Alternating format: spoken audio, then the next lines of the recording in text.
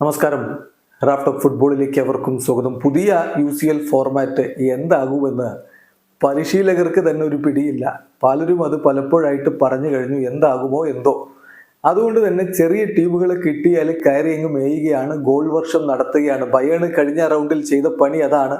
ഇപ്പൊ ബാഴ്സലോണ അത് തന്നെയാണ് ചെയ്തിരിക്കുന്നത്. അതുപോലെ ബൊറൂസിയ ഡോട്ട്മുണ്ട് ഗോൾ വർഷം നടത്തുന്നത് കണ്ടപ്പോൾ ഗോളടി മേളം നടക്കുകയാണ്. ബാഴ്സ ഇന്നലെ 5-0 യങ് ബോയ്സിനെ പരാജയപ്പെടുത്തിയത്.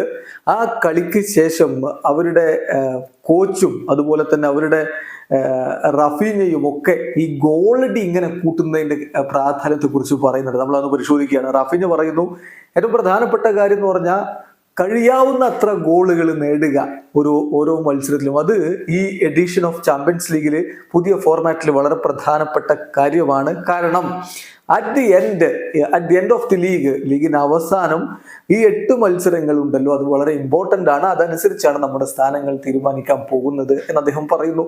അതുപോലെ ഹൻസി ഫ്ലിക്ക് ഇന്നലെ കളിക്ക് ശേഷം ഇതേ കാര്യം തന്നെ പറഞ്ഞു വെക്കുന്ന ഒരു കാഴ്ചയും നമ്മൾ കണ്ടല്ലോ.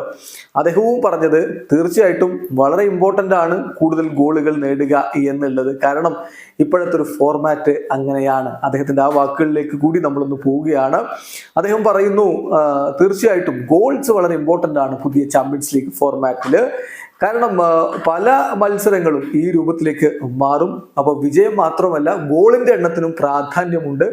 അതുകൊണ്ടാണ് ഇന്നത്തെ കളിയിൽ 5 ഗോളുകൾ നേടി എന്നുള്ളതിൽ ഞങ്ങൾ സാറ്റിസ്ഫൈഡ് ആകുന്നത് എന്നുകൂടി ഹൻസി ഫ്ലിക്ക് പറഞ്ഞു വെക്കുന്നുണ്ട്. ഏതായാലും പുതിയ ഫോർമാറ്റ് അനുസരിച്ച് 36 ടീമുകളുള്ള ഒറ്റ ലീഗാണെങ്കിലും ഒരു ടീമിന് 8 ടീമുകളോടെ ഏറ്റുമുട്ടേണ്ടതുള്ളൂ. അങ്ങനെ അവസാനം ഒരൊറ്റ പോയിന്റ് പട്ടിക തയ്യാറാക്കുകയും അതിൽ ആദ്യ 8 സ്ഥാനങ്ങളിൽ എത്തി നിൽക്കുന്നവർ നേരിട്ട് റൗണ്ട് ഓഫ് 16ലേക്ക് എത്തുകയും ചെയ്യും. അപ്പോ പ്രധാനപ്പെട്ട കാര്യം പോയിന്റുകൾ മാത്രമാവില്ല, ഗോൾ ഡിഫറൻസുമായിരിക്കും എന്നുള്ളത് ഓൾറെഡി വ്യക്തമായി കഴിഞ്ഞിട്ടുണ്ട്. അതുകൊണ്ടാണ് ഇങ്ങനെ ഗോൾ വർഷത്തിലേക്ക് പോകുന്നത്. ഒരു പക്ഷേ UCLന്റെ ചരിത്രത്തിൽ ഏറ്റവും അധികം ഗോളടി മേളം നടക്കുന്ന ഒരു സീസണായി മാറാൻ നല്ല സാധ്യത ഇപ്പോഴേ കാണുന്നുണ്ട്. വീഡിയോ അവസാനിക്കുന്ന ഫുട്ബോൾ ലോകത്തെ കൂടുതൽ വിശേഷങ്ങളുമായി റാഫ്റ്റ് ഓഫ് ഫുട്ബോൾ.